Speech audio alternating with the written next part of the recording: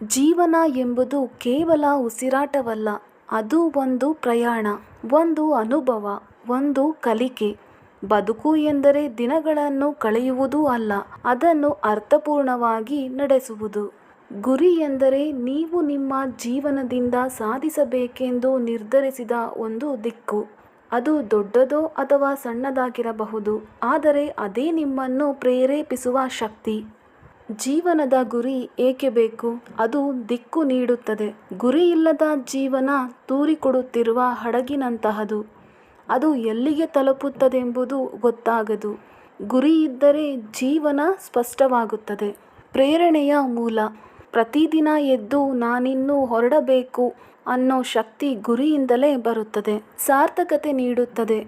ಮಾನವನಿಗೆ ಸಾರ್ಥಕ ಜೀವನ ಬೇಕು. ಒಂದು ಕೆಲಸ ಮಾಡಿ ತೃಪ್ತಿಯಾಗುವುದು, ಸಮಾಜಕ್ಕೆ ಕೊಡುಗೆ ನೀಡುವುದು ಎಲ್ಲವೂ ಗುರಿಯಿಂದ ಸಾಧ್ಯ. ಗುರಿ ಹೇಗೆ ಹುಡುಕಬೇಕು? ನಿಮ್ಮ ಹೃದಯವನ್ನು ಕೇಳಿ. ನಿಮಗೆ ನಿಜವಾಗಿಯೂ ಏನು ಸಂತೋಷ ಕೊಡುತ್ತೆ?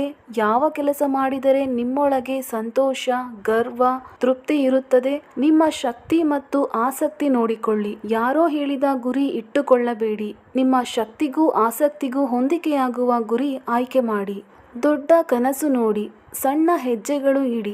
ಗುರಿ ದೊಡ್ಡದಾಗಿರಲಿ, ಆದರೆ ಅದರತ್ತ ಸಾಗೋ ದಾರಿ ಸಣ್ಣ ಸಣ್ಣ ಹಂತಗಳಲ್ಲಿ ಇರಲಿ. ಜೀವನದ ಗುರಿ ಸಾಧಿಸಲು ಬೇಕಾದ 5 ಮಹತ್ವ ಅಂಶಗಳು. 1. ನಂಬಿಕೆ.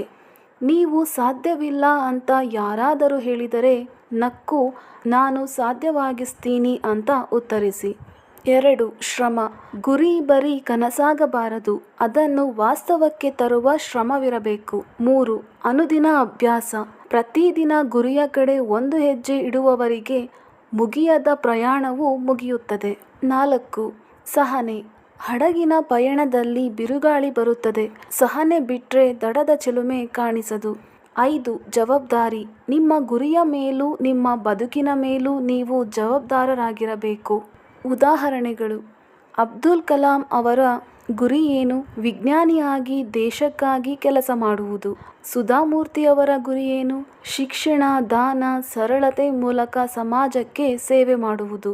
ಇವರಿಗೆ ಅವರ ಜೀವನದ ಗುರಿಯ ಬಗ್ಗೆ ಸ್ಪಷ್ಟತೆ ಇತ್ತು. ಹಾಗಾಗಿ ಇವತ್ತಿಗೂ ಅವರು ನಮಗೆ ಪ್ರೇರಣೆಯಾಗಿದ್ದಾರೆ. ಜೀವನದ ಗುರಿ ನಿನ್ನನ್ನು ತಾನಾಗಿಯೇ ನಿರ್ಮಿಸುತ್ತದೆ. ಇಂದು ನಿರ್ಧರಿಸು, ನಿನ್ನ ಜೀವನ ಏನಾಗಬೇಕು? ಗುರಿಯನ್ನು ತಿಳಿದುಕೋ, ಪ್ರೀತಿಸು, ಶ್ರಮಿಸು. ಒಂದು ದಿನ ಈ ಜಗತ್ತು ನಿನ್ನ ಹೆಸರು ಮಾತನಾಡುತ್ತೆ, ಏಕೆಂದರೆ ನಿನ್ನ ಜೀವನ ನಿನ್ನ ಗುರಿಯಿಂದ ಹೊಳೆಯುತ್ತದೆ. Please like, share and subscribe my channel for more interesting videos. ಧನ್ಯವಾದಗಳು.